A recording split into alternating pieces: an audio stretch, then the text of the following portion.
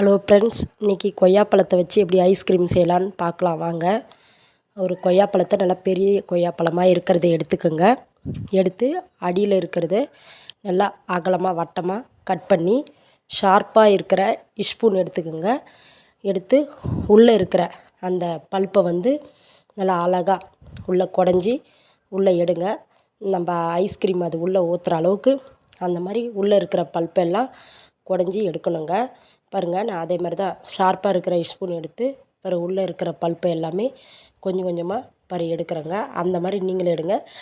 இன்னொரு கொய்யாப்பழத்தை எடுத்து அந்த மாதிரியே கட் பண்ணி உள்ளே இருக்கிற அதே மாதிரி ஷார்ப்பாக இருக்கிறது அதே ஸ்பூன் வச்சு ஸ்பூன் வச்சு ஷார்ப்பாக இருக்கிறத அதே மாதிரி உள்ளே இருக்கிற அந்த பல்ப்பையும் திருப்பி ட்ரை பண்ணி நான் எடுக்கிறேங்க. அது உள்ளே இருக்கிற கொய்யாப்பழத்தை அதை எடுத்துட்டு அந்த பல்ப்பை எடுத்துட்டு அதை ஒரு மிக்ஸி ஜாரில் போட்டுக்கோங்க. மிக்ஸி ஜாரில் போட்டு பாருங்கள், நான் ரெண்டுமே எடுத்து முடிச்சிட்டேன். அதுக்கப்புறம் நம்ம மன்ச் இருக்குல்ல, மன்ச் சாக்லேட் ஒரு மிக்ஸி ஜாரில் போட்டேங்க. நம்ம மன்ச் இருக்குல்ல, மன்ச் சாக்லேட், அந்த சாக்லேட் ஒரு ஒரு ஒரு ஒரு மன்ச்சி போட்டுக்கோங்க. எவ்வளோ தேவையோ அந்த அளவுக்கு போட்டுக்கோங்க. போட்டுட்டு அதுக்கப்புறம் ஐஸ்கிரீம்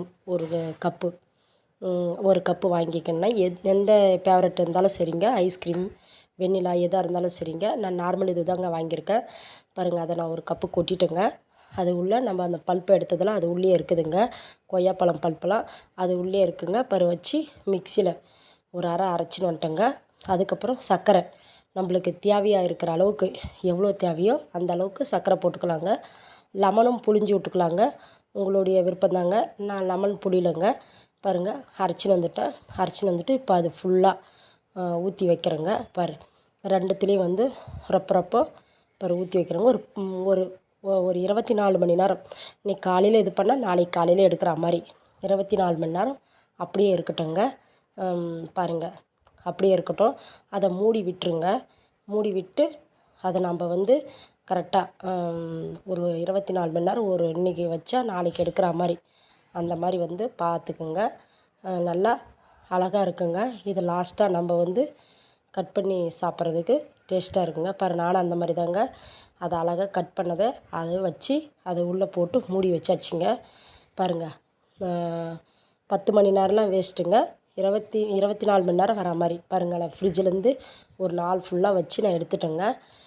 எடுத்தது நான் எடுக்கிறேங்க. அது அவ்வளோ டைட்டாக இருக்குது, நல்லா கெட்டியாக டைட்டாக ஆயிடுச்சுங்க. பாருங்கள், நல்லா கரெக்டாக நல்லா அழகாக வந்திருக்குதுங்க. 10 மணி நேரம் வச்சு பார்த்தேங்க, அது செட் ஆகலை. அதுதாங்க ஒரு நாள் ஃபுல்லாக வச்சா தான் கரெக்டாக இருக்குதுங்க. எவ்வளோ கெட்டியாக நல்லா சூப்பராக வந்திருக்கு பாருங்கள். நம்ம இது மிக்ஸியில் அரைச்சி ஊற்றின அந்த ஐஸ்கிரீம் பல்ப்பு எல்லாமே பாருங்கள். இப்போ நம்ம பீஸு கட் பண்ணிக்கணும். பாருங்கள், பீஸ் எவ்வளோ அருமையாக வந்திருக்கு பாருங்கள். நீங்களும் அந்த மாதிரி செஞ்சு பாருங்கள் வீட்டில். எப்படி இருந்துச்சு என்ன ஏதுன்னு கமெண்ட் பண்ணுங்கள். கொய்யாப்பழம் ஐஸ்கிரீம் எப்படி இருக்குதுன்னு பாருங்கள். நல்லா அழகாக வந்திருக்கு. சுவையாக சூப்பராக இருக்குது. நீங்களும் செஞ்சு பாருங்கள் வீட்டில்.